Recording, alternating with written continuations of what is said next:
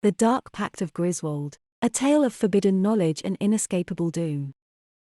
In the small, gloomy village of Griswold, nestled deep in the heart of an ancient and foreboding forest, there lived a man of peculiar disposition, a man whose very existence seemed to be shrouded in the most sinister of mysteries. His name was Mortimer Fallow, and he was a recluse, a scholar of the dark and hidden knowledge that man ought to leave untouched. The villagers, stricken with an inexplicable dread, whispered rumours about him, as if the very act of speaking his name would bring forth calamity. The dreary month of November had settled in, and the days were marked by perpetual gloom. It was during this time that a man of equally mysterious origin, a stranger to the village, arrived. He sought lodging, and though the villagers were hesitant, they dared not refuse his request. He was a gaunt, tall figure, cloaked in darkness, with an air of melancholy that seemed to emanate from his very being. His name was Alaric.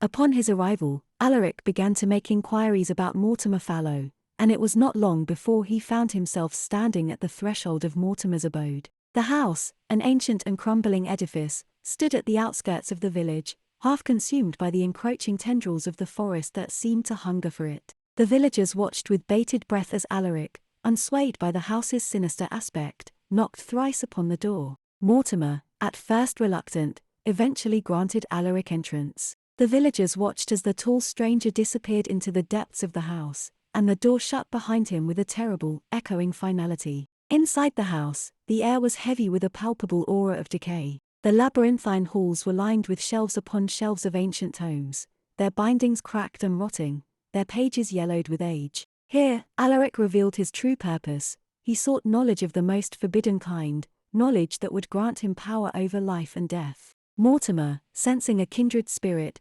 reluctantly agreed to share his secrets with the stranger. For several days and nights, Mortimer and Alaric delved deep into the forbidden knowledge that lay hidden within the tomes. They spoke of things beyond the veil of mortal comprehension, of dark rituals and unspeakable rites. As the moon waxed full, the two men began their preparations for a terrible ceremony, one that would shake the very foundations of existence. The villagers, sensing the coming storm, huddled together in fear, praying to their gods for protection. Each night, they could hear the distant, haunting sounds of the ritual echoing through the woods like a mournful dirge. Yet they dared not approach the house, for they knew that to do so would bring a fate worse than death. On the eve of the full moon, the ritual reached its crescendo. Within the house, Mortimer and Alaric performed their dark rites, their voices rising and falling in a macabre symphony, the shadows around them seeming to pulse with an unholy life of their own. The very air seemed to tremble with anticipation. As the hour drew near, Alaric betrayed Mortimer,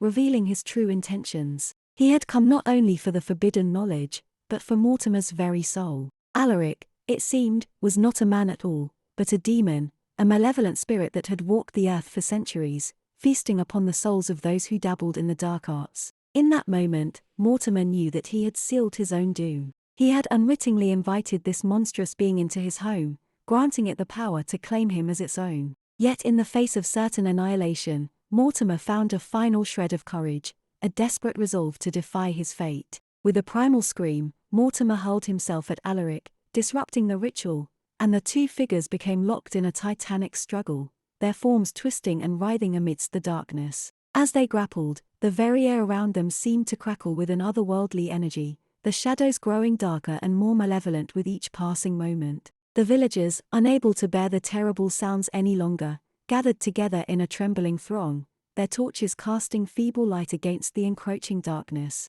In a final act of defiance, they marched as one towards Mortimer's house, intending to put an end to the evil that had taken root there. As they approached the house, the sound of the struggle within grew louder, more terrible. The very earth seemed to shake beneath their feet, and the wind howled through the trees like a chorus of tortured souls. And as they reached the door, it burst open before them, revealing the horrifying scene within. Mortimer and Alaric, locked in their mortal struggle, had become something far beyond human understanding. Their forms had twisted and melded together, forming a grotesque amalgamation of flesh and darkness, a writhing, shrieking mass of horror that defied all reason. In that instant, the villagers understood the terrible price that Mortimer had paid for his dabbling in the dark arts. They also understood that they, too, had become ensnared in this web of horror, their own fates now bound to the monstrous creature that now stood before them. As the twisted form of Mortimer and Alaric advanced towards them, the villagers, overcome with terror,